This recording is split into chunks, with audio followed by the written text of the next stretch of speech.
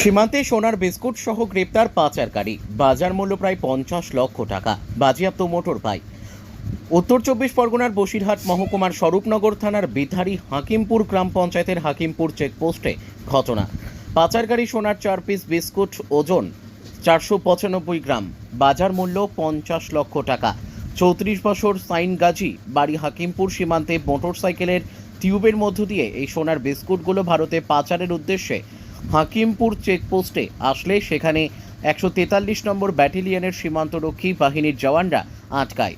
Bike তল্লাশি চালাতে গিয়ে দেখা যায় গাড়ির চাকার টিউবের মধ্যে এই সোনার বিস্কুটগুলো রয়েছে। দুবাই, মায়ানমার, বাংলাদেশ হয়ে ভারতে ঢুকেছে কলকাতার উদ্দেশ্যে নিয়ে যাওয়ার পরিকল্পনা ছিল ওই পাচারকারীর। সোনার বিস্কুটগুলো বাজেয়াপ্ত করা হয়েছে। মোটরসাইকেল উদ্ধার হওয়ায় সোনার বিস্কুট ও পাচারকারীকে তেঁতুলিয়া শুল্ক দপ্তরের হাতে তুলে দেওয়া হয়েছে। শাহিনের সঙ্গে আন্তর্জাতিক পাচার চক্রের যোগ আছে কিনা খতিয়ে দেখছে স্বরূপনগর থানার পুলিশ ও বিএসএফ।